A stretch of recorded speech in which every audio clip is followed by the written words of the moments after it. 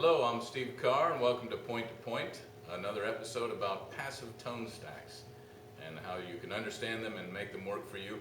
This is Lou Gagliano, head of our wood shop. Lou, say hello to the people. That's right.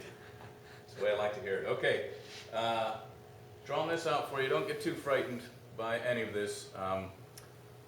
This is kind of our standard Fender-esque Marshall-y tone stack that you'll see in many amps. Sometimes it varies a little bit from that configuration, but this is much of what we know as guitar players. And really what's going on here can be revealed with this one formula. That's not too bad. Okay. Well, let's use a real life example here. This is something you'd see in an amp, a coupling cap 0.022 and a 220K resistor to ground. And their relationship, as we plug them into this formula, is going to give us a frequency that is the point at which the low end is half of what the rest of the frequencies are, basically.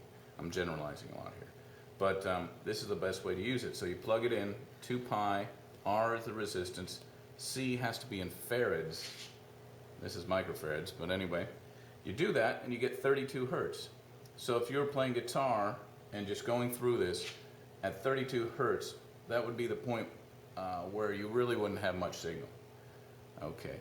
Now looking back over at our kind of standard tone stack, you can see we've got a bunch of resistors in here and a bunch of caps, and that's sort of how it's working. It's varying the caps and these resistances using this formula to come up with different frequencies that can be added and subtracted. So your signal has been amplified by your first few gain stages, depending on the way your amp is set up. And it comes along and hits this thing, which will attenuate almost all the signal, but allow you to mix back in. This is bass, that's mids actually, and this is treble. And the way I tend to look at the treble cap, we don't have to really analyze this much more than that, is this wiper, which is as you turn the knob, you know, it's going up toward more treble, down toward less. I think of it as what you're listening to. You're going to be listening to this small cap, which is all high frequencies, or you might take it down and listen more to these larger caps, which are the low frequencies. And this resistor plays a part in how they relate to each other. But that's basically what's going on. So you can think about that when you're messing with your amp, when you're twisting the knobs, that you're, in a sense, as you turn up the mids or turn up the bass, you're throwing away less mids, throwing away less bass.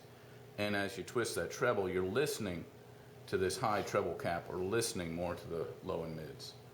And we should probably actually demonstrate a little bit of that.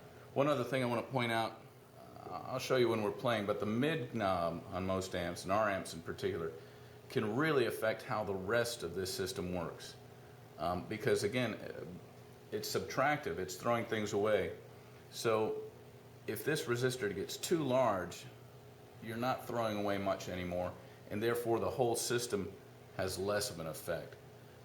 That being said, when your mid control is down around 9, 10 o'clock, that's a very typical Fender value if you had an amp with just bass and treble. That would be equivalent kind of setting. At that point, the treble and the bass have a lot of action.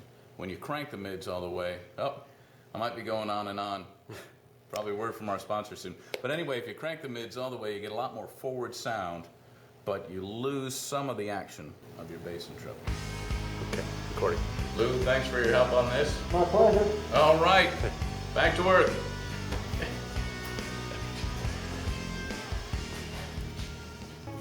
Shut of the sign.